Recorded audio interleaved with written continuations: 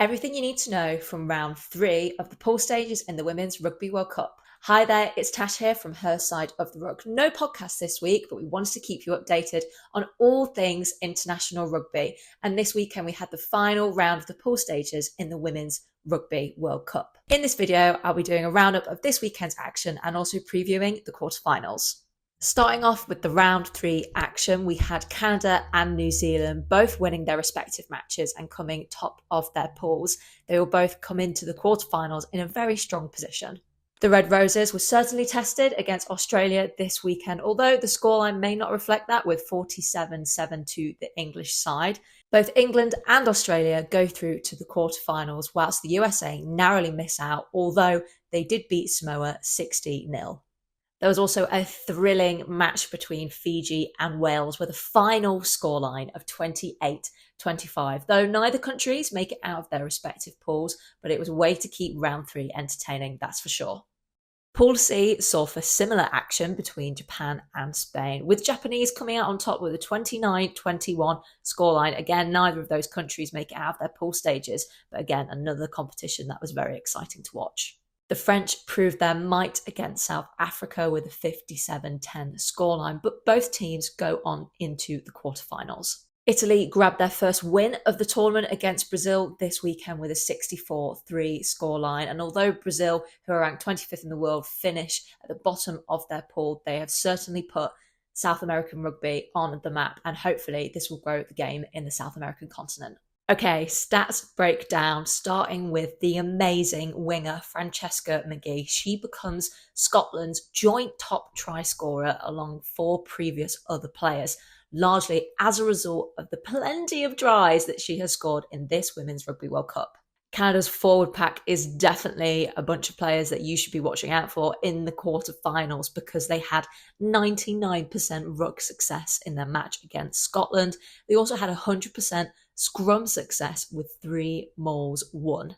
In their match against Australia, the Red Roses only had 49% possession, but they went on to score 47 points. That is a mixture of capitalising on attack when it counts, but also having incredibly good defence. And just like Canada, they had 100% scrum success in that match.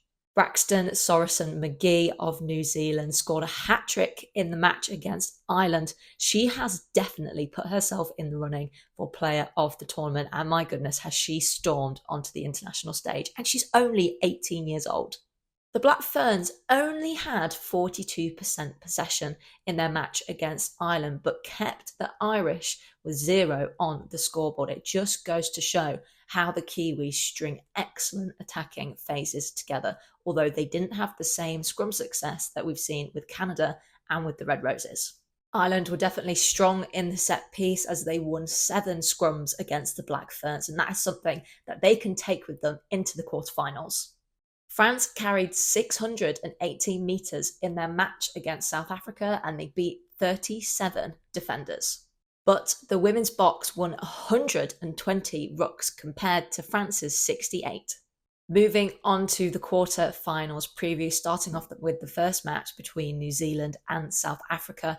For the women's box, this is their first Women's Rugby World Cup quarter-final, and, well, they have got to take on the 6-time champions, the Black Ferns. The Black Ferns don't appear to have been tested for the full 80 minutes in the pool stages. There's definitely been a few shocks that they've had to deal with, particularly in that round 2 match against Japan, where the Japanese got that first opening score, but then the Black Ferns seem to relax into it quite a lot. The Springboks women have definitely been tested, particularly in their fixture against Italy, and are obviously coming off the back of a loss against France from this weekend. So I feel like it's all to play for, but you cannot write off the 6-time champions of the Black Ferns. I feel like they'll really step it up in the knockout stages, and I feel like South Africa have done a really great job to get to this point, and what a historical moment for them. But realistically, I don't see them beating New Zealand at the weekend. Moving on to their second quarterfinal between Canada and Australia, the Wallaroos have certainly seen some glimpses of majestic rugby in the pool stages, but when you break down Canada's stats, the fact that they're second ranked in the world, they are performing incredibly well. Their forward pack is one to contest with the Black Ferns and the Red Roses. So I don't see Australia taking this one. I do see Canada winning by a minimum of 15 points on the scoreboard. The third quarterfinal is between France and Ireland. These are two teams who face each other fairly regularly, but the French have come out on top 29 times, with Ireland only beating France 3 times. Although I do think this could be a very juicy contest. If the French are on fire, if they're on form, if they bring it on the day, I don't think Ireland will progress any further in this competition, because when France is switched on, we know how much flair that they can play with. But if France aren't on the ball, Ireland can definitely exploit, particularly in the set pieces. I do think Ireland have been incredibly impressive in this tournament so far, but I'm not sure it will be enough if the French are on the ball to stop the French from getting their 30th win. Moving on to the final quarter-final between England and Scotland. As an English woman who has lived in Scotland, who's also worked for Scottish rugby but now works in English rugby, any sort of competition between the English and the Scots always brings out passion, and it's going to be exactly the same for when the Red Roses faces Scotland at the weekend. From my point of view, this is the best we've seen Scotland's women play in a very long time. They seem to have really great cohesion in the backs. There's been some decent rucks and some really good mauls.